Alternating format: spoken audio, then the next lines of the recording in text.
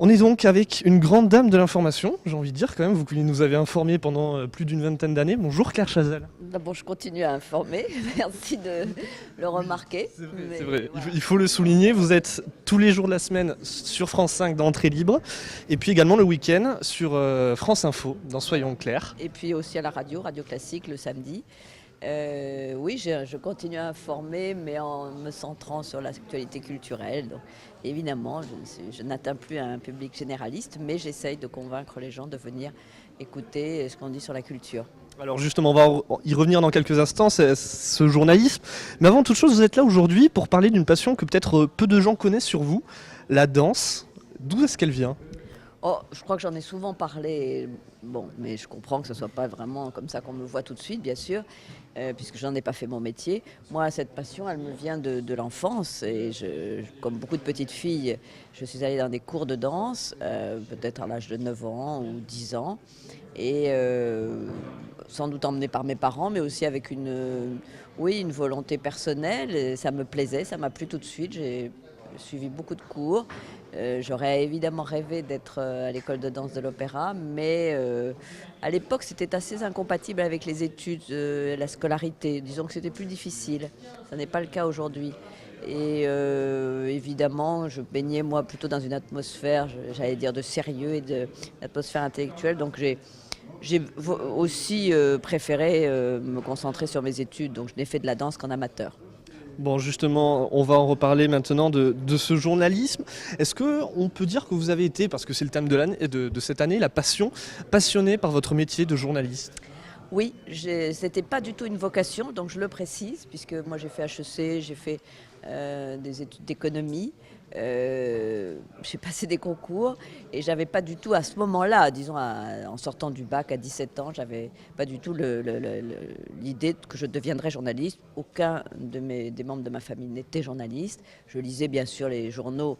Nous lisions Le Monde à la maison, en tout cas mes parents, avec une grande régularité, mais je ne pensais pas. Et dès que après quand même pas mal d'hésitations et de recherches, j'ai trouvé une place dans un journal qui s'appelait Le Quotidien de Paris, qui était donc un quotidien, comme son nom l'indique, dirigé par quelqu'un de formidable qui s'appelle Philippe Tesson.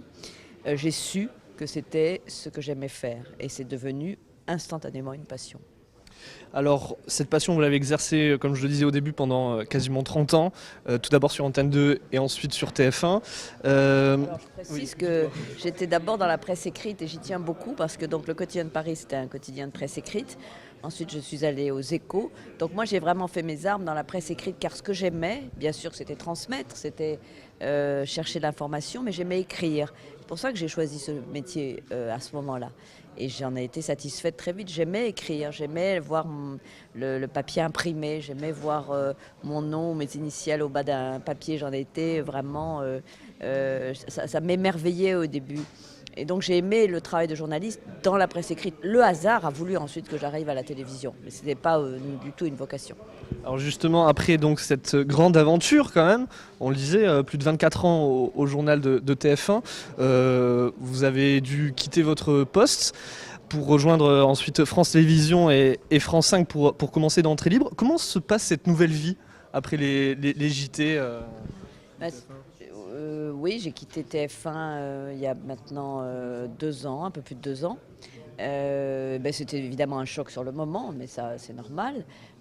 J'adorais ce que je faisais à TF1, j'ai essayé de le faire le mieux possible. Je crois avait aussi des succès, on avait une bonne audience, et puis les choses ont changé. Bon, voilà, ce n'est pas un mystère que c'était contre mon gré, mais c'est ainsi, la vie est ainsi. J'ai déjà eu beaucoup de chance de rester presque 25 ans dans ce média qui était à la fois puissant, sérieux et très libre, où j'étais vraiment indépendante et dans une rédaction que j'aimais énormément. Et évidemment, tout ça m'a manqué, continue parfois à me manquer d'ailleurs, notamment le direct, qui était quelque chose de très excitant, que j'aimais beaucoup. Mais j'ai eu la chance d'être sollicitée par France Télévisions et Michel Field à l'époque qui dirigeait France 5. Et c'est une chaîne que j'aime énormément parce que d'abord c'est une chaîne que je regardais naturellement, c'est une chaîne de la transmission, c'est une chaîne du savoir, c'est une chaîne de la passion précisément. où tous les animateurs et les journalistes appartiennent à une sorte de famille très cohérente sur le plan des centres d'intérêt, des envies, de la façon de travailler. Donc je m'y sens bien et je m'y suis sentie bien tout de suite. Et j'ai la chance donc d'animer tous les jours un magazine culturel, ce qui est rarissime, ce qui est unique en France naturellement, mais ce qui est peut-être unique en Europe, et je ne crois pas qu'aux États-Unis par exemple il y ait beaucoup d'émissions de semblables. Donc c'est une chance pour moi. Bon, merci beaucoup en tout cas Claire Chazal. Je rappelle, entrée libre chaque soir de la semaine sur France 5 et le week-end, soyons clairs, sur France Info. Voilà. Merci beaucoup d'avoir été avec nous. Merci Et beaucoup. également Radio Classique, le week-end. Classique, parce que ça c'est une radio à laquelle je tiens, j'y suis depuis 10 ans. Et chaque samedi, je reçois un invité qui lui aussi appartient au monde de la culture, mais au sens large, un écrivain, un metteur en scène, un acteur, un chanteur, bref, un danseur, voilà. Et ça m'a permis de très nombreuses rencontres merveilleuses, voilà. Merci beaucoup Claire Chazal.